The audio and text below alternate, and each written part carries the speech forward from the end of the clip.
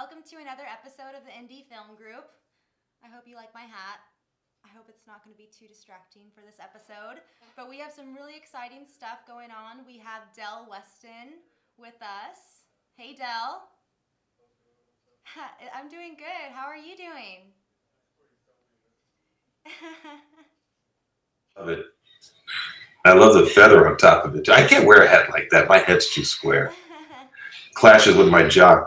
I was telling Ricky that I feel like when Buzz in Toy Story is dressed as Mrs. Potts. Oh, nice. Yeah. I like that. He said Mary Poppins. I have a different view on this. When I saw the hat, I thought immediately of Catherine Zeta-Jones. The first time I saw her in film, and I literally needed something to block between her and I. She was so beautiful. This hat would have been great, but she didn't have it, so you do well. You do very well. That's what it reminded me of. It was $20, and this antique store lady was like, "Oh wow, the original tag is on here," and she said it was supposed to be priced more. So oh no, don't fall for that. I got a great deal, I guess. Don't fall for that. I've fallen for that before. So we're going to be talking about some indie filmmaking today, and I know, Del, you created an amazing film festival. So that's my thing, yeah. What is Action on Film Festival? Oh, Action on Film is no longer Action on Film. It's now called the AOF MegaFest. We created a show that meant action. It was never about karate chops and car chases. Action was the effort a filmmaker takes to create his or her film, and then a response to that effort by the audience. And it was meant that if, let's say you made a film and we could help people become interested in it and excited about it and wanted to learn about it, that action, that effort is what we were referring to. About our first 3 years, though, Focus Films was doing the film, the Jet Li film. Yeah, please close that door. I'm getting a bit of a draft, too. Anyway, they saw the film and they loved it, and the festival, and they wanted to support and sponsor it by supporting their film, and they did with a nice check and some beautiful giveaways, and instantly we were Action. Over 17 years, though, we have joined we created a bigger group, which a lot of festivals have joined, so now it's called the AOF MegaFest, and we're literally 17 film festivals happening simultaneously during 1 week. All different views, all different concepts, all different kind of ideas. Like Hollywood Dreams is more glamour. News Fest is all about the news. Icon Awards are about outstanding people in the world of entertainment and fitness. The Legendary Stunts explains itself. Conquering Disability deals with people making films who have challenges in their life, such as mental situations or mental disabilities, or everything is different, and they all come together. And this year would have been our second MegaFest, third actually. But we got pushed back by COVID until July, and we've partnered with the great Galaxy Theaters in Las Vegas, and we're going to have a beautiful year in July. So that's what it's about. It sounds like a huge mega fest. So it's all of these different film festivals that are happening in one location? One location, the Galaxy Theater Boulevard on Maryland in Las Vegas. And it's, some of the most beautiful theaters. In fact, when we canceled the show this year, negotiated with the theater to be able to show films through COVID. And so we did a screening 3 weeks ago. We did a screening this past Friday night. We got more screenings coming up through the beginning of the year and throughout the rest of the year up until the festival runs. So we really are trying to give filmmakers an opportunity to showcase their work even in a time of COVID. It's a tough time, but. I know, and I love that because, coming from someone like myself, I have my feature-length debut film that'll be coming out. What's it called? It's called Bloomfield. And it's a horror thriller cult film about a cult town. And it's very unfortunate because a debut feature-length film, is supposed to be a big deal for a director, and I'm having to kind of work through these times and find out the best way to release this thing. Yeah, it's tough, and also you're not alone. Look at the new Daniel Craig Bond film. They're trying to shop themselves for $600 million just to any streaming service that'll have them. The problem is that the streaming services know they don't have to pay $600 million. They can get away with $200 million. Mm-hmm. Why would they pay 3 times for a film that is about to lose its shirt? Even though it's a great film, I'm sure. But it's a tough time for everyone, not just the indie people. It's a tough time for studio people and those who are well-heeled as well. Yeah, yeah. I feel that. It's all Can I everything. say something that may be a little shocking? I don't mean to be rude, Yes. but I thought Ricky Bird would be hosting today, and I get really jazzed about that. Oh. And no, you're fantastic. You're better. You're much better. I mean, he hasn't even shaved in 2 weeks. I'm just saying that this is amazing, and thank you for the opportunity. This is great. Thank you, Ricky, for providing me with this wonderful host. It's great. I did want to talk about how did you get your start in the indie filmmaking world? I was too lazy to do anything else, and I'd already done everything else. And I was walking by. I think I was 17, and I was in school at a beautiful Catholic school called Bishop Lamont in outside Los Angeles. And I heard two students arguing, and I said, "Wow, this is going to be good." I was walking up the hall, and I could hear them just going at each other. A young guy and this girl. I said, "Man, there must be really something wrong." So I get to the classroom, I poke my head in, and they are just on fire, man. They are on fire. And I sat and I listened for a second. I hear someone out of the blue say, "Oh, cut," saying, "I'm cut," and they just stopped. I said, "What was that?" "Well, what just happened?" I really didn't understand that I was watching two people take someone else's words, bend them to their own will, spit them out with passion and fire and love and hate and desire and need, and convincing me that it was real. And I said, I got to get me some of that. I got to get me some of that. And it took me a number of years until I met a great man, Mr. Miller, out of Irvine, California. I was dating a young girl, exchange student from England. She was living with him. And he said, "Listen, kid, I'm going to tell you how to get rich. I want you to build a library of something." And instantly I began, because he built libraries. I mean, on his walls were hanging authentic Rembrandts. I didn't know this guy. I met him once.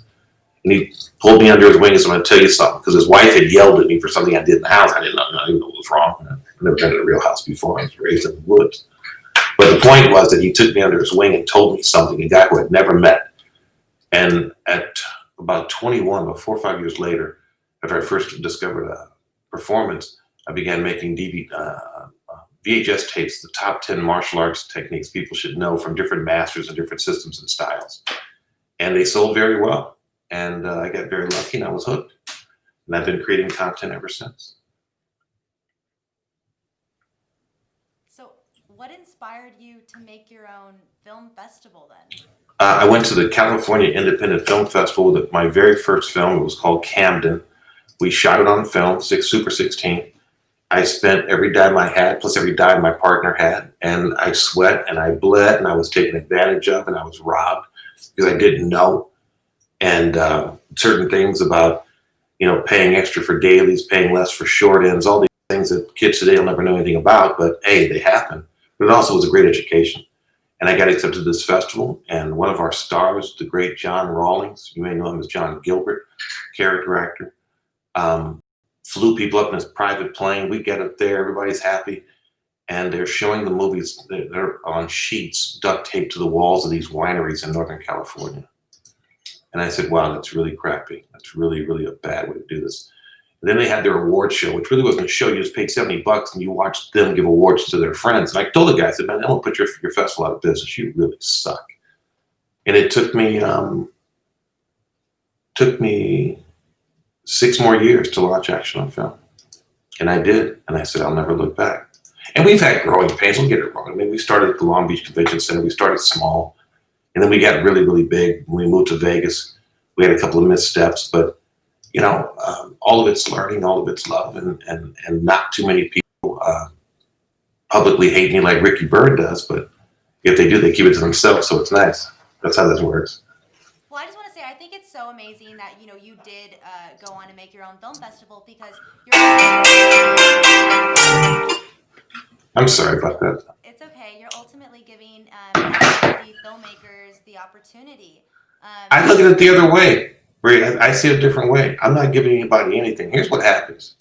Every film festival asks you every year to give them $65 of your hard-earned money. And then they ask you to do another thing. They ask you to trust them with your work. And then they go one step further and say, "Please, I'll accept it if you judge me harshly and deny me." That's what a filmmaker has to go through. I know that because I'm a filmmaker.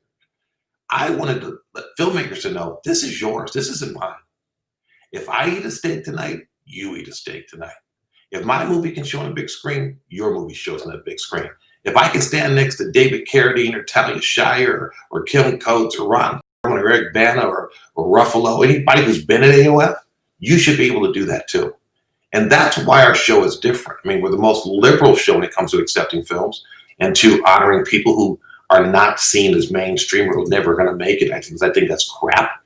But our show is about you. It has very little to do with the personality of Del Weston. The greatest thing that I do there is make sure the theaters are paid for. So I see myself a little differently than most festivals. Thank you for the soapbox. I'll get off of it now. Well, no, I mean, that's kind of in line with what I was saying. It's just that most film festivals, especially the moderators that run these film festivals, they make it impossible for indie filmmakers to get accepted. Yeah, because most of them are failed filmmakers, failed writers, and they're losers. And I'll tell you, I sat on a panel at Video Symphony with a bunch of about 8 other festival directors one year. And I'm sitting there, and after about 15 minutes, this one person says, you know what I really hate? I hate having to open the envelopes. They send their submissions, and they're all nasty, and I cut my finger. I said, are you slow? And they're like, whoa. I said, are you slow? Why would you say something as stupid as that? And why would you say it when I'm on a panel with you? That's the dumbest thing I've ever heard. And I was shortly thereafter asked to leave the panel, which was cool, but I don't buy that stuff.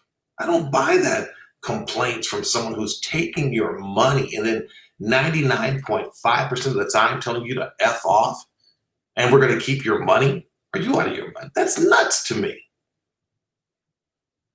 That's like going to McDonald's asking for some extra syrup and they say no. Well, a person like me will jump behind that counter like I did this morning, lady. I got my extra syrup. Sorry for that. What really happened? Del, you're like definitely a character. I'm like a what? You're a character. No, but I do play one on your podcast. Here we go. Come on. Yeah. So I just wanted to get into like the bigger film festivals. They're really hyped up. You know, a lot of the younger indie filmmakers, they'll want to submit immediately to Sundance. They'll want to submit immediately. Yeah, but you're not getting in. That's the problem in any meaningful way. And that's the way it's been. Just think about the numbers. You know, they showed, I think it was 5 years ago, they showed 125 films, okay? Of the 125, 116 were pre-invited. How many slots does that leave for the other 20,000 films that submitted? Not very many. Exactly, yeah. Yeah. What I've heard is it's so sad is that all of these indie filmmakers, they're paying like $100 to submit their film, and they never even get seen because these moderators have already chosen these films that are already getting in. And essentially, they're just taking advantage of these indie filmmakers and funding these festivals by their films not getting in. Well, even you as a young African woman, I'm going to give you an example. They used to have a festival director named Jeff Gilmore, okay? And Gilmore was I never liked the guy. I just didn't like anything about him. And at one point, Redford went to him and said, hey, there's no diversity here. What are we doing about diversity? And Gilmore just simply didn't want to add it. So they fired him, basically, and he went to run Tribeca, okay? But take the position of a young minority person for a moment. And I don't mean black. I don't mean Filipino. I don't mean Asian. I mean a person who is a minority in the ability to make a film to begin with, okay? It may not be money, it may not be education, but that this person, let's say, like I deal with writers all the time. I do this deal where I allow writers to call me and we can hang out for half an hour, give them my perspective, and they go on and enjoy their lives. There are people of every stripe who are minorities in making film. They are challenged artistically, they are challenged with regards to having studied in school and been able to read, right? Just think about that for a second. I want to be a writer, but I don't read well. That's someone that's in the minority. They make sure those people have no chance. And that's what bothers me. That's what gets me. So it's more than just being economically unfair or with regards to race or color. It's something to do with being snobs about what art is. And that's where my hackles really go up. There's a lot of art snobs out there. That's the formula they fit just to be snobs. It's very aggressive to me. Something I just don't like. Sorry for that. So, say you're an indie filmmaker and you have a short film that you want to get out. Say it's a horror film. Obviously, you wouldn't be submitting it to all these film festivals. You would want to be very particular. Selective, yeah. So, how important do you think it is in planning how you're going to be releasing your films to festivals? Well, I mean, I always tell people, what is the ultimate goal of your piece? Like right now, there's a great writer, multi-award-winning writer named Michael Hogan, and Michael has a script called Breaking and Entering. It seems to be part horror, it seems to be part fantasy, part drama, and all pain. And so I'm working with him now. We hired Aaron Seals from New York Casting to do the casting for us. We've got great locations and great cameras and all that other good stuff, but we are actually planning the campaign for how the film will travel, right? So we got all the festivals that are listed we'd like to be in. We do them by month. But I also will be calling those festival directors, hey, it's Dell, I've been involved with the project to show it, and I'd love to have you screen your stuff at mine. I mean, it'll be a reciprocation. And most people don't think that way. They just think, well, I'll just send my money in. Well, I don't want to risk, 100 submissions at $50 a submission for people who aren't even going to look at it. I'll make those phone calls. I think everybody out there, you should make that phone call, send that email query, ask them to get back to you with an answer about how they run and what they're for. It's a great opportunity to create a relationship, because all of this I've found in my experience the last 40 years is relationships. God, I love that hat. I really want that hat. I'm sorry, I shouldn't have said that. Sound like Joe Namath. Okay, let's go. Here we go. Absolutely. So what do you think a good run time would be for submitting a short film? It shouldn't matter. Now remember this one thing, shouldn't matter. Here's the problem that you have. A lot of festivals are so non-creative that they only block in 90-minute blocks, right? Because they're simple-minded. We can do 90-minute blocks, and then we have 30 minutes for Q&A, clean up, and get to the next theater screen. AOF doesn't do that. I've had films run for almost 3 hours, right? Oh, great. And the reason is it goes back to the snobbery. If you don't fit in this format, you are not a film that we can accept or even work with. So what you want to do is they want films that run in simple lengths, 5 minutes, 10 minutes, 15 minutes. That's what they like, because it's easy for them to program, because they don't want to be creative enough to say, what program should this film be in, right? And I think that's another thing that filmmakers need to look at when they're doing their films is overall length. Even if it's a short film, overall length. Go ahead. What do you think about a feature-length film? And I know your answer is going to be. Yeah, I run them. If it's good, I run it. Yeah. But most people want an under 90-minute feature film. That's at festivals. That's what I found. That's what my research and we have a team here that literally dissects other festivals after they happen. What was the runtime of the film? How many films did they screen? How many nights did they screen? How many theaters did they use? How many volunteers were there? It's a lot of these festivals. They're run by governments. Literally, they're nonprofits that are supported by a certain government. So what they'll do is they'll have 200, 300, 400 volunteers there from specific support groups. Those people aren't customers going to watch. Those are volunteers looking to rub shoulders with, a celebrity or two. It's a little bit different. So you should know that about those festivals too, because most people don't. They think I'm going to go in. It's going to be fair. They're going to love me. They're going to put me on a pedestal, give me some big awards. I'm going with $1,000. No, you're not. Hate to say it, but you're not. If anyone also ever has any questions for Dale or myself, just dropping them in the comments, and we'll be getting to them. But I did want to circle back to this because I think it's so important. When you're an independent filmmaker or filmmaker in general, and you have a movie, you do want to submit it to like Sundance or these big film festivals. But the advice that I've been given, and I think this has worked for a lot of my colleagues, is that you don't aim for those huge ones. You aim for what's is going to work for your film. And so maybe a smaller film festival in like Atlanta or somewhere else, they'll roll out the red carpet for you over these huge, larger tier festivals where they might not even ever look at your film. That's a really good strategy, depending on the quality of the film. Yeah. So I do just want to stress that. So just don't waste your money, guys. Well, yeah, it's a yes and it's a no. I mean, I can only tell you my experience, the periods of people I've dealt with, is that I've submitted probably 9 projects to Sundance, never once got any response or anything of a return. Yeah, because I Those imagine same Sundance would films, be very busy. yes, those same films and projects have won awards everywhere else. And so in that you are 100% correct. The the devil advocate in me wants to say that if your film is good enough, it will find a way. If your film is, it will find a way. And I know that's a tough, I know it's a tough statement, but it's like having a very attractive child, right? That kid's going to get more pictures taken at the dance of the party than that little monster in the corner who doesn't have that bright smile and clear eyes. And I'm not being nasty. Oh my gosh. I'm being, hey, I was the kid in the corner. Trust me, I'm aware of that. I have no doubt. But I've watched the world, and somehow, they always say cream rises to the top. And I've seen a lot of projects that were so amazing. Like we had a film once a few years back called Binta and the Great Idea. They have a film called Binta and the Great Idea, right? It's about a young African woman trying to get water for her children, right?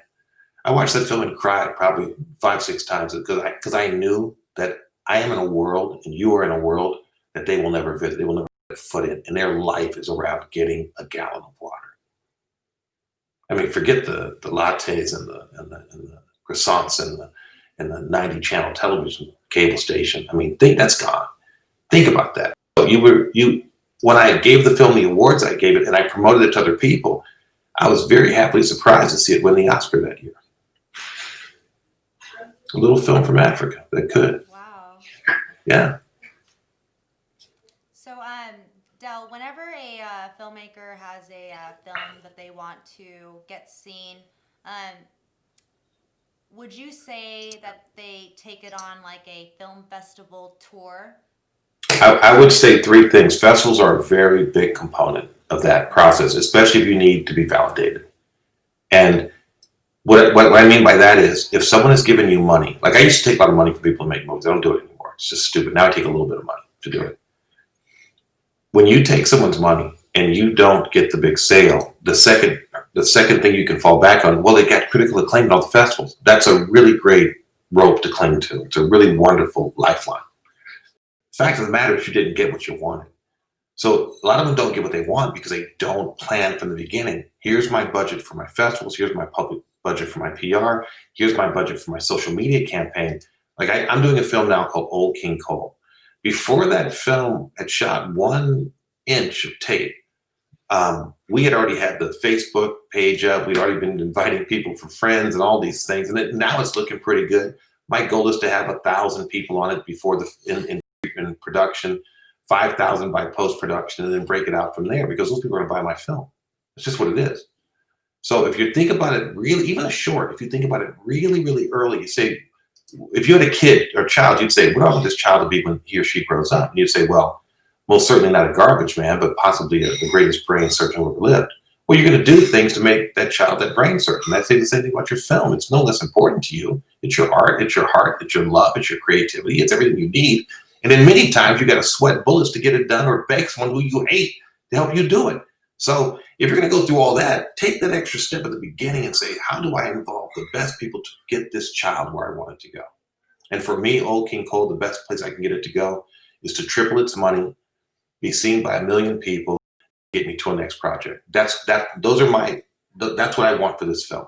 Now, if the festivals are all dead by next year and they never come back because the theaters are gone, that's a different path. But right now, it'll be social media, film festivals, PR, and then the people who work on it spreading the word. After that, a little budget for advertising, we get it to go. End of story. And with that said, we do plan to take it to Cannes, whether it be the film market or if we're invited through submission. We are definitely going to Cannes with this. That's awesome. No, You're awesome. And I love that hat. Did I say that yet? I love that hat. Yeah. I know it's only, I'll give you $25 for it right now. 30. Whatever Ricky has in his pockets, I'll give to you right now. So say if a filmmaker, this is going to be their first film festival ever. They've never been to a film festival. Mm-hmm. They're little babies. They're excited. Yep. What should we expect? Number 1, don't be a dick about it. Nobody owes you anything, and they're going to let you know real fast they don't owe you anything. Number two, go see don't show during the opening of the festival. Try and get your screening later toward the end of the festival for a number of reasons. One, that means you've gone to the show. You didn't stay home and say, hey, could you tell me what happened in my festival screening? No, I won't tell you.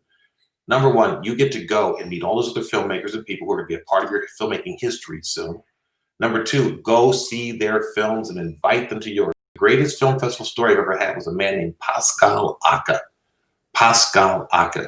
He came to the festival in 2011, came by himself, had no one there, and said, hey, Mr. Weston, from Cameroon, I think. He said, Mr. Weston, you have to, by the way, it's an Asian accent. I don't know why I'm doing that for Cameroon, but it sounds good. Mr. Weston, can you show my film later in the week? And I said, yeah, sure, no problem at all. Horrible impersonation.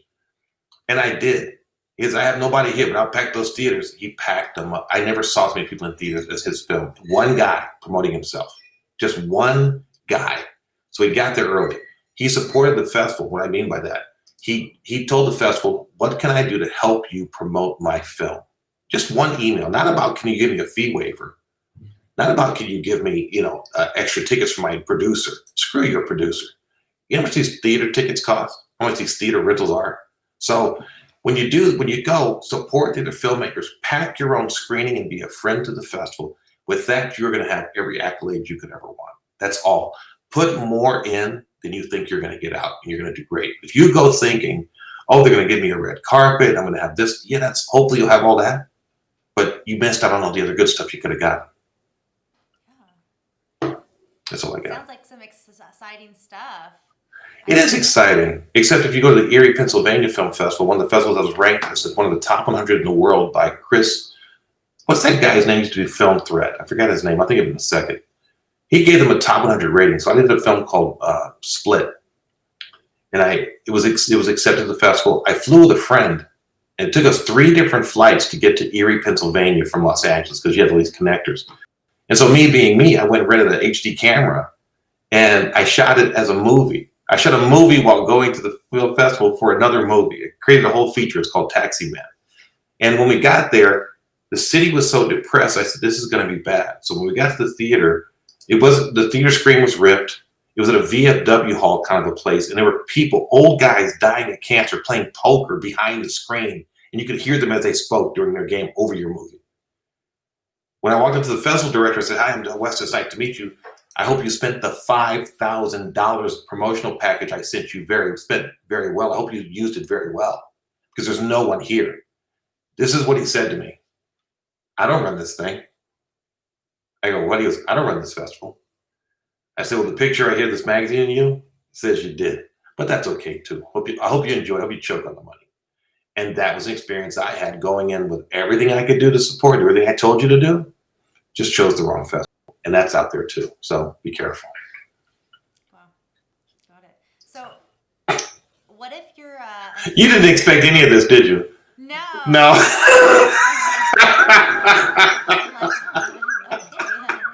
question.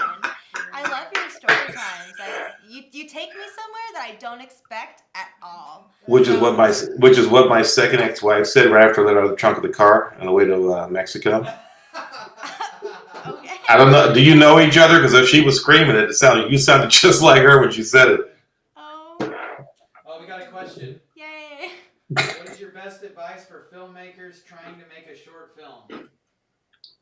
Here's what you do. You treat it like a feature film. You treat it with the same intensity and love that it would take to do something that you just don't have the balls or the gall or the ability to do right now. I want you to ask all your friends, because when you ask them for help, you're going to find out who your real friends are and who the posers are. You get rid of the ones who are the posers. You go to people who have equipment and you ask them for their expertise and their help, and then you listen. Don't ask someone for something and then tell them how to give it to you. Listen, right? And it's never about money. I don't care what anyone says. It's never, ever, ever about money. It's about how well you treat people and how well the people you love treat you. Start there. Secondarily, make sure you do a table read of your script before you start shooting it. If you have not had people with some talent reading that script, you have no idea what you've just written. It could be Frankenstein's baby, and you're thinking you got Gone with the Wind. Listen to the words of the performers who are going to say those words. So many times those words are ridiculous. So listen to them first. Third, give it the best you can give it. I know you like your girlfriend, but you slap her around on Tuesdays. Treat this movie like your wife. Don't put your hands on her. Okay? Right? She's different. It's a different thing. You can laugh at that, Ricky. It's okay. It's not. I wasn't advocating abuse of anyone's wife, unless it's my second ex-wife. But my point was, listen, you gotta understand this is how you're creating your very first experience in the arts. Don't think of yourself as a filmmaker. Think of yourself as a great painter or a great musician or a great sculptor. You're creating art, and art requires blood, sweat, and tears. It does not require you hanging out, having an extra beer, trying to bang your leading lady. It requires something different. And if you're a woman or a man, it's all the same. Treat it with respect, and never let anyone else around you treat it with disrespect, and you're going to be great. That was a great answer, Del. Who asked that question? That was from Philip Nelson. Hi, Philip. Philip Nelson. And we got Ridgeway's watching too. Oh, hi, Reggie. So, Del, I want to actually ask, so I live in a mountain town, and they have a lot of festivals that go on, but they don't have a film festival up there. So the past year, actually before COVID started happening, I was like, wow, wouldn't a film festival up there be great? And so I was talking with the local art gallery owners, and they were going to help me put it on. But then COVID happened, and so I haven't really. Why would you put a festival on? Why would you put a festival on?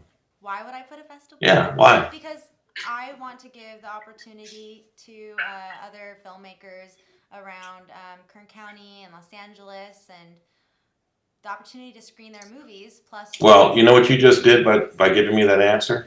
What? I will consult your festival for you once you begin it. I will consult and help you get it started as well. Really, Del? 100%. That's the only reason we should do these things, is because we're trying to give a voice and a place and a platform for other people. We're going to get ours naturally just by starting it. You understand? Yeah. And I'll give you an example. When I did Old King Cole, my wife called 15 people that we know and said, hey, we're doing a movie. We'd love to have you involved as a producer. It's very low, okay? Of those 15 people sent their money that day. 14 sent their money that day, okay? I've gotten jobs with Joe Pesci out of this festival. I've got TV deals out of this festival. I got a show on Spike TV on my second year of this festival operating that paid me my first $1 million check, okay? The festival's going to pay you back. Your job is to give the people who come to it as much as you can possibly give them. So I suggest you give me the hat right now, because I'll be there. Well, it's a great little town, and there's nothing but actors and film directors and filmmakers. There's something else there. There's people who just want to come see movies and hang out and get out of their house for a night, and they want to hear some great music, and they want to see you on that stage honoring other people. There's a lot going on out there. Let's not downplay it. There's a lot more in that little city than you can imagine. And if you can get a tiny bit of city funding by way of local business, which I've never done, I've always rejected that, because I felt if I had a business and it couldn't operate under the power of me or my charisma or the people I can borrow from or convince to work with me, then it shouldn't exist. But you have a different position than I have in life, and that hat proves it. So, how much? So, I can imagine it's a lot of work putting on film festivals. How much work is it, and how many people do you have helping you, Del? It depends on the time of the season. 99.999% of the work is done by my wife. She is a monster when it comes to producing and coordinating and organizing.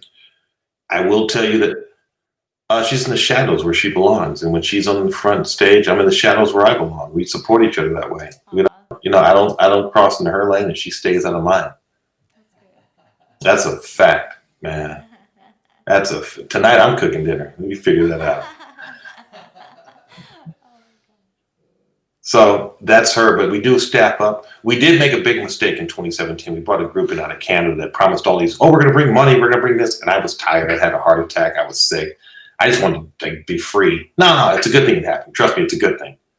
Kept me from leaving my wife and kids. My position is that, why are you laughing at that? You think I wasn't studly enough to get out of this house? I would have kept put me right back where I needed to be. You want to go back in your room and shut up, old man? Yes, dear. Please stop hitting me. The point was that we hired a group that promised all these promises, took money from us, and then failed on every level, and it almost destroyed us. So I'd be very careful when you say how many people work with you. You don't need a whole lot of people. You need the right people in the right spots, and you're going to be golden. Golden. That's all I got. Okay, that's all you got. Okay. Another question. It's also from Philip. He says, any advice on getting funding for a film? Feature film or short, Philip. You got to be specific with me.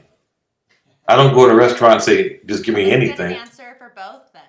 Okay, number one, that's all up to you. It's the studio way where you can come up with a great script, great concept, attach a star to it, go to the studio, pitch it, make some money, and go. That way is dying very, very slowly. You can do it with streaming companies, though. Streaming people are looking for great people. In fact, I'll be doing my first meetings with Netflix in the next couple of weeks, which is really exciting for me because I've always been very, very viciously independent. I raise my money two ways.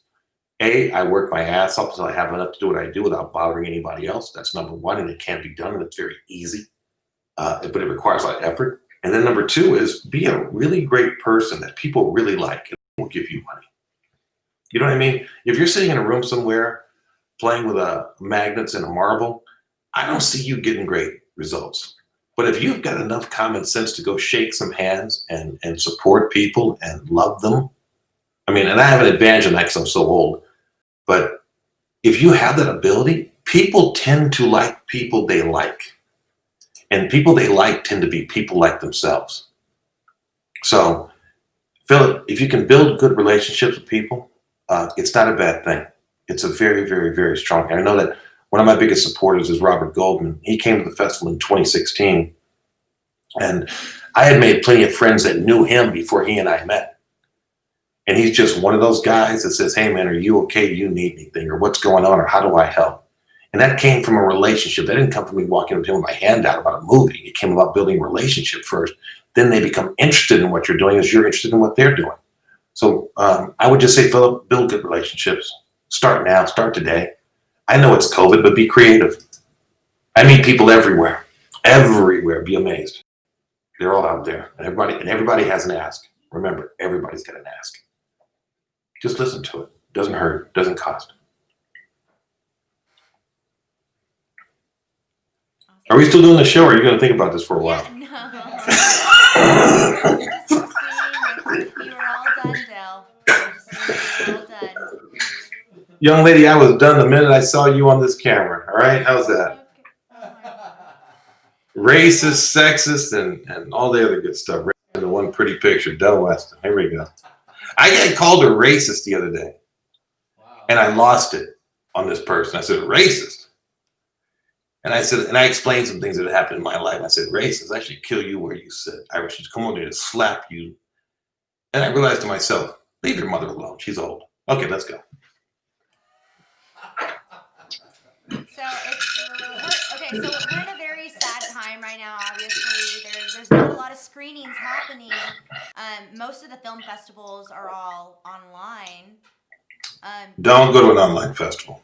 Don't go to online festivals. Don't submit your work. I mean, if you want some awards or accolades, go for it. Now's a great time. If you want to win some awards, now's the time to enter festivals, because the worst crap on the planet will be winning because nothing else is submitting.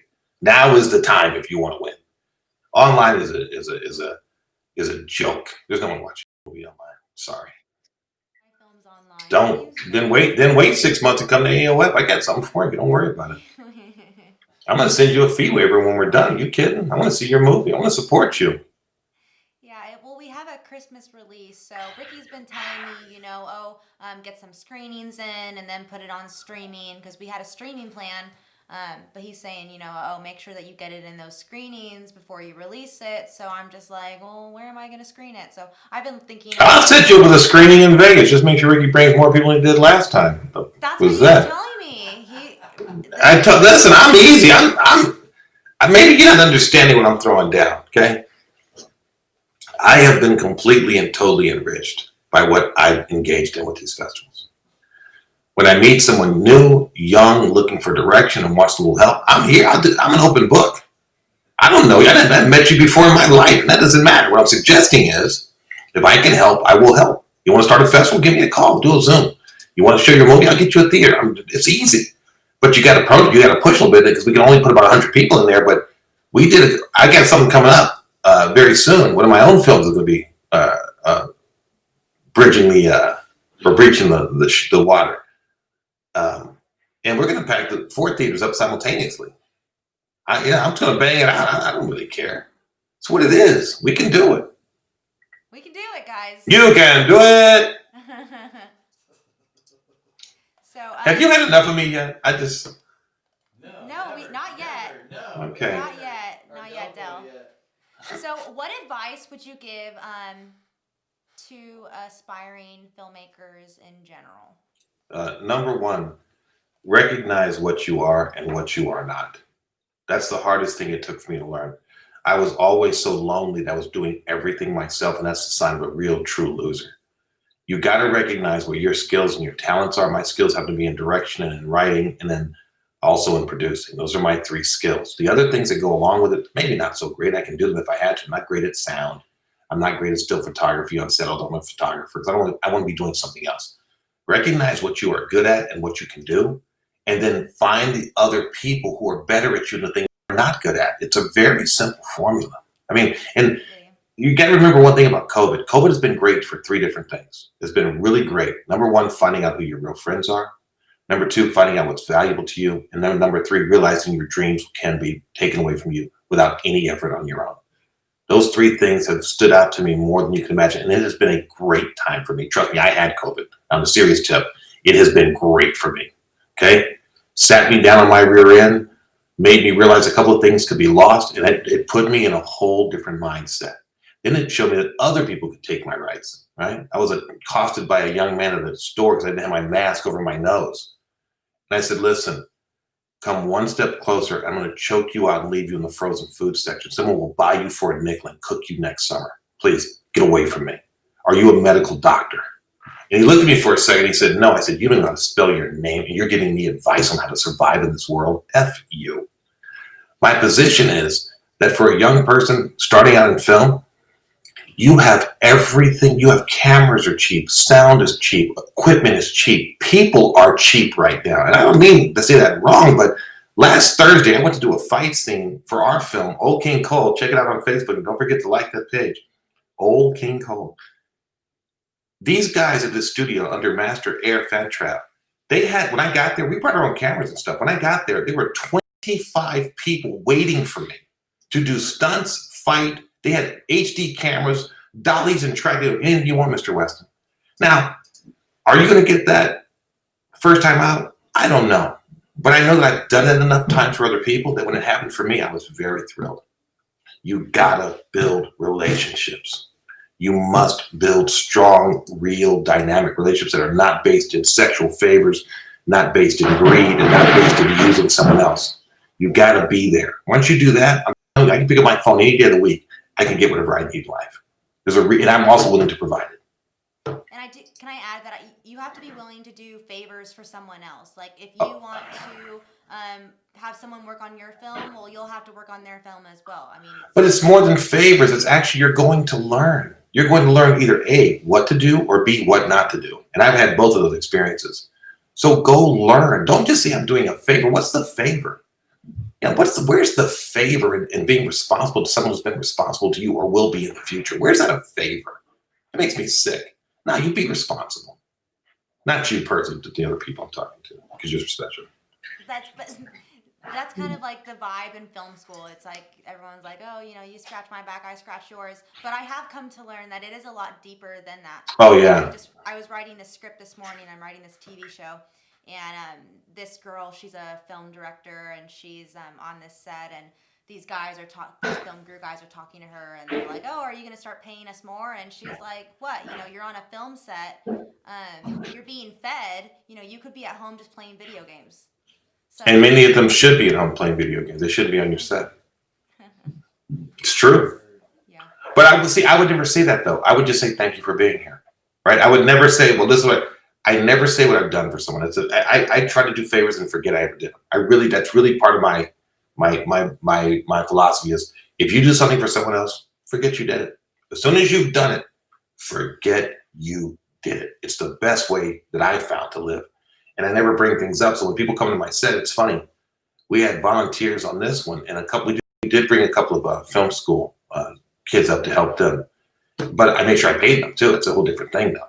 That's a different ballgame. But if you can, think about everyone you meet as a, I guess I hate to use this term, man, it's a horrible term. Think of everyone you work with as a playable character, okay? And they are playable characters until they prove themselves to be NPCs or non-playable characters. And once you find the non-playable characters, you let them be what they are. They're background noise, they're minutia, they're the odd call in the middle of the night from some bird that didn't have a worm today. Leave them at that position. They're not ready to join you, but they may become ready to join you, right? If you will trust and love and give everything you have. And again, you're a different human being than me. You've got benefits just by your appearance that I could never, ever gain, right? I would utilize that in a way. I've used other things like comedy. Benefits and negatives, but. No, let me tell you where the negatives come in. Where we've refused to use the talents we have to achieve the goals we've been set here to perform. That's where the negative comes in. Everything you've been given is the best tool you could have.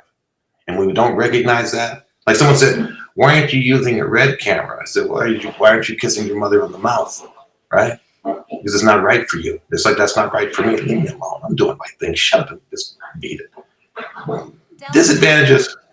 I don't know if I buy that. I'm a little angry at that. I want to ask you a question. What do you think about this comment? Say if you're working with some other filmmakers, and say someone on your film crew is like, well, at the end of the day, this is your film. This is not our film; it's your film. Well, I think you chose wrong, and you chose the wrong person, and that's on you.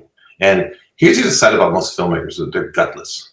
They're bullies in certain areas, but they're gutless. Because I've seen them. I'll give you an example. I have a film called Sonny and Ray Ray, which you can catch now on Amazon. Stars Harry Lennox, Nick Mancuso, and Carmen Argentiano, 3 great stars, and the great and beautiful Jalissa Litt. I had worked on that film for 2 years with other actors, and we started shooting. Well, the lead actors who I'd worked with for 2 years just on this role, decided to take a comment from a lead actor and then use it against me in a very harsh way. And so I went down. We had shot for 6 days, and I think I spent about 50 or 60,000. And I said, "Hey, shut it down." I'm like, "We ain't shut it." I said, "Stop, we're done." And what do you mean we're done? We got 9 more days. I said, "No, we're finished." And I canceled the film on the spot. Now I went back 2 years later and raised money and shot it again. But if you don't have personal integrity to yourself and to your story, that where you can actually surround yourself with good people and weed out the ones who really don't want to see you succeed, you got a problem. You got a real issue, and it's going to dog you for the rest of your career. So I don't blame anyone who's negative against me. I blame me for having them around me. I didn't recognize that. I had a girlfriend once with a flat head. I didn't know her head was flat. I thought she just liked hats a lot. So one day, can I finish the story? It's a good story. Yes, Del, we want to hear your story. I didn't realize her head wasn't flat. She had a perfect head, but she was wearing a skull cap that was kind of flat. And she would steal money and jewelry from my house every time she came over and hide it in the cap. I threw a football at her one day. I meant for her to catch it. I was not aiming at the back of her head. It just looked that way. And it hit her in the back of the head, perfect spiral. All my cash and jewelry fell out. And I realized to myself, this is what I thought to myself. Are you joking? I thought to myself, she could never be a tight end. And I let her go that day. Did that really happen? Yeah, sure. She was a thief, and so she went like this, and she'd just be like taking your coins and your money, and just like, ooh, ooh, ooh, ooh. Coins? Oh, These were the coin of the realm, sweetheart. Coin of the realm. God. Oh my gosh. But so anyways, I was bringing up that comment because I feel like no matter what your position is on the crew, I mean, it's all a group effort. It's all, I feel like that is cancer. That is known as cancer, and you must eradicate cancer immediately. And I don't even engage people like that. I was on the set of, I made a big mistake. Jet Li had a film called Masters, okay? Everybody knows who Jet Li is, right? So early on, he came to America to do his first American production under the director Sue Hark. And I had just done a film called Rocky V, so I thought I was feeling my oats, right? I had a big part in Rocky V as a fighter, and I could get this money, I'm going to SAG. And it was great. It took care of me. It was fantastic. So on the set of Jet Lee's Masters, he would not listen to what the director was telling him. And a lot of people don't know it, but halfway through the film, he does a stunt where he's supposed to jump on the hood of a car. The car goes about 30 feet, it stops, and he goes flying off the car. He gets up with a spin and kicks a few guys in the head. But he wouldn't listen. And so he decides to jump in this car. The stunt driver got nervous, was driving too fast. He stops the car, Jet Li goes flying, and you hear a thunk as he breaks his forearm in two places against a telephone pole 20 feet away. So if you watch the movie, it's called Masters. Halfway through the film, you'll see him wearing a jacket that's about 7 inches longer than the other sleeve. It's because his whole arm is in a cast from the fingers up to his elbow. So I always look for when someone says you got to listen, you got to pay attention. Listen to everything because someone's telling you something. If it's your movie, then I don't mind taking extra food. If it's your movie, I don't mind taking and wasting this drink. If it's your movie, I don't mind telling someone else what a piece of garbage you are, right? It's a sign of cancer. And we must get rid of, even if we like them or love them or it's your best friend, they must go. Because you are jeopardizing your baby, your art, for someone else's need to be liked or to hate you. It's not a fair trade. That's like trading, it's like trading your lunch for a penny when your mother made your lunch with love. It doesn't make sense. So get rid of that cancer fast. I mean, hit it like Ricky Byrd on a pipe. You gotta hit it hard, man. You gotta hit that shit. It's a fly swatter. Yeah, man. Ricky, I'm taking lessons from you, by the way, and I'm getting pretty good at it. We could have a competition one night. Del, are you an actor? You know what? No, not by trade, but I got very lucky early on, and I did roles in a couple of big films. And then I did a little bit of this and that, and I was actually a kind of a nightclub bouncer, security guy, money runner, and for people. And we made a film called Trick based on my experiences. That's my very first major starring role. That film will be coming out in January, February. Trick, and then recently I've had a bit of a renaissance, and I wrote a script called Old King Cole. And because of COVID, we couldn't do the festival. I wanted to shoot this movie, and so I talked to Annabelle Monroe and Aaron Miracle and D.A. Jackson, and they all flew to Vegas 3 weeks ago, and we shot the whole movie. And I'm one of the leads in the film. I'm very happy with the performance and what we did. But no, primarily I'm not an actor, but because I've been very lucky to do a few roles, people have seen some of my work and they seem to like it. So also thanks to David Klingsmith for casting me in his new film, Strawberry Hill. Thank you very much. I appreciate that love. Well, and so you're a writer and director yourself. Right. So most, I feel like you I don't know, you have a good look. And so once you're also a writer and director, you kind of understand that human aspect, that rawness that is needed, that sometimes actors can't portray. Do you know what I mean? Like those. Yep, I know exactly what you mean. I got it. And you know why they can't portray it? Because they're trying to portray something they're not or could never be. Yeah. And the idea of acting is to be able to cloak yourself in the body, mind, spirit of someone else, and then portray that in a way that others can believe in that experience. Because it's no longer a performance when it's done right. It's a great story about Laurence Olivier and Dustin Hoffman on the set of Marathon Man, a film every young filmmaker should watch. And Laurence Olivier plays a German Nazi diamond thief, and Dustin Hoffman is the brother of the spy. And at one point, Dustin has to be awake in the movie for about 4 days straight.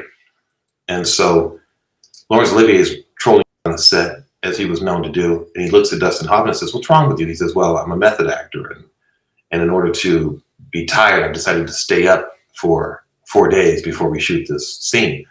And so Olivier, who was one of the finest actors that we'd known at that time, I don't think it stands up to time now, you get people who blow him away, but at that time, he looked down at Hoffman and said, "So you're an actor though, right?" And he says, "Yes." And he says, "Then why don't you just act tired?" And I always found that to be the most amazing concept, that I could just be that as opposed to posing as that. Uta Hagen speaks on it very well, as does Stella Adler. And I tell a lot of directors, read the great books on acting. And I always start with Uta Hagen and Stella Adler. Meisner's great, Stanislavski's great, all that's great, but Uta Hagen is my number one. She really teaches you about understanding what you are doing in front of an audience, whether the audience be a camera or live people. So that's where I got it from, what I do. And I just try to be as authentic and real as I can. Unfortunately, at this age, this film had love scenes in it, which I've only done one major love scene, and that was in Trick. This was something much different. And I feel sorry for the young girl who had to perform with me, but she tells me it was okay, so I guess that's all right. You know? Yeah, I guess the cop didn't show up, so that was a good thing. Because you don't know in this day and age anymore. Back in the 70s and 80s, are you kidding me? People were going nuts on sets. Now, you look at somebody wrong, you better get a lawyer. You better have a lawyer, which I do have, thank God. Thank you, Kevin Dunn. So Del, where can we stay up to date with you and watch anything that you have coming up?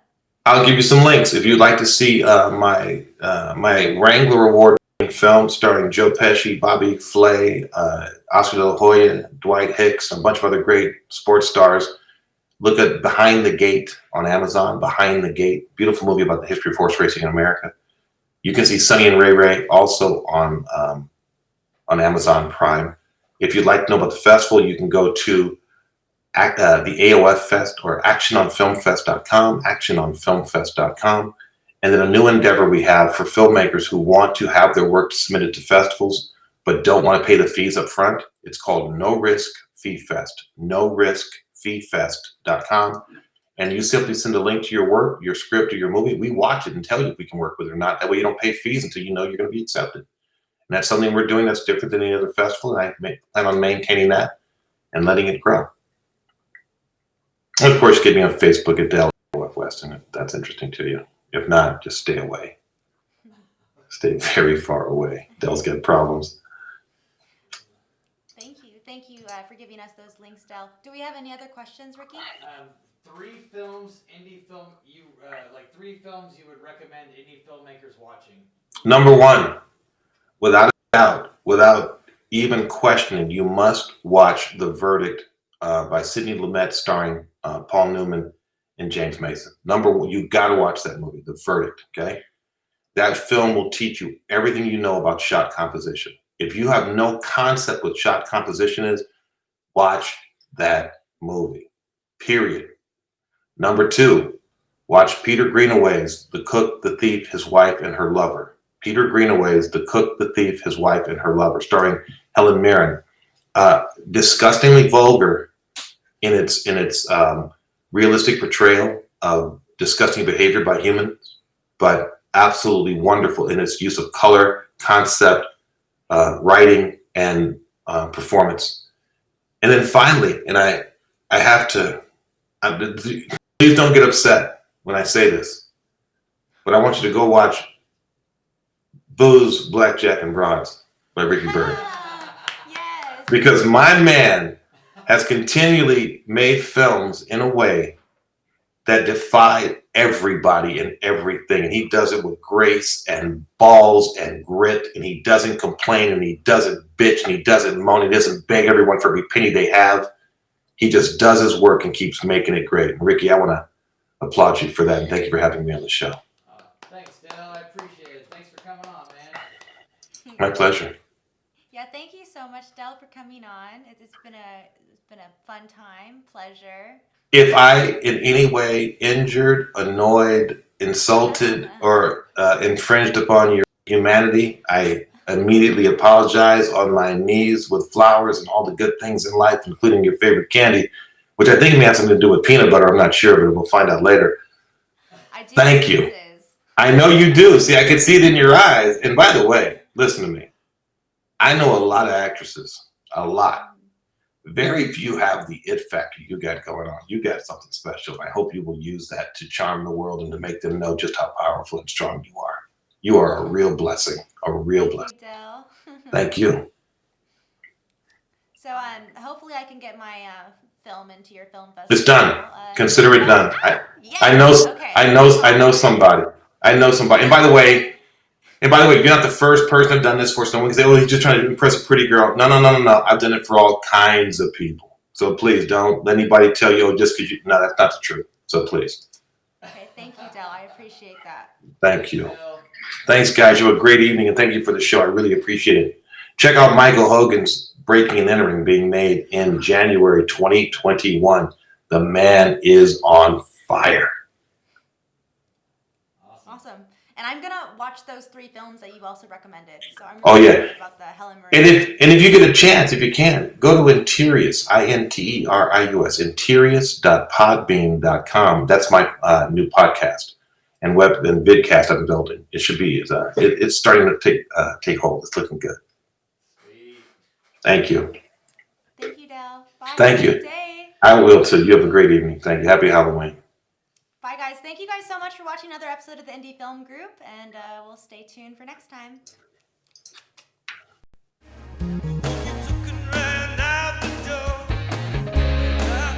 And give me your full name again, please.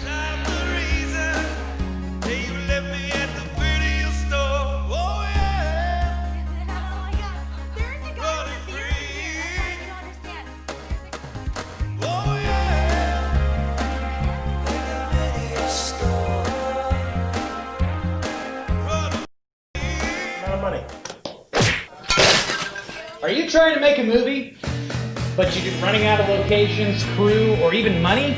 Buy my book, Cheap Movie Tricks, today and invest in your filmmaking career.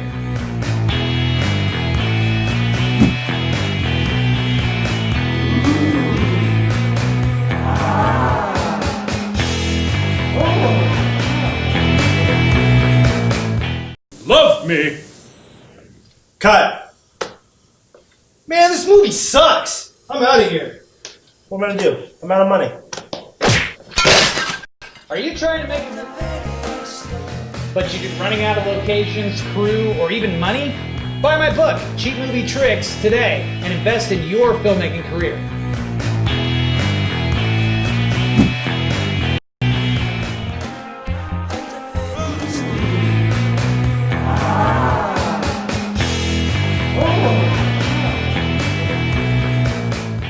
Love me. Cut. Man, this movie sucks. I'm out of here. What am I gonna do? I'm out of money. Are you trying to make a movie?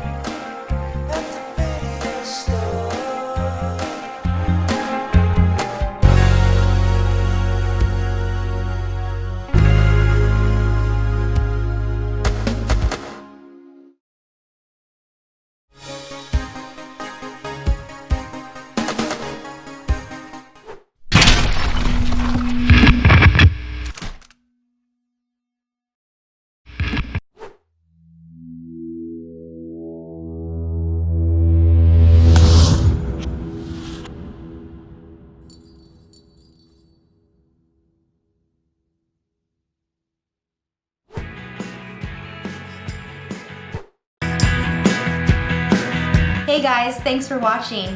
Be sure to like the video and like the page, and we'll see you next week.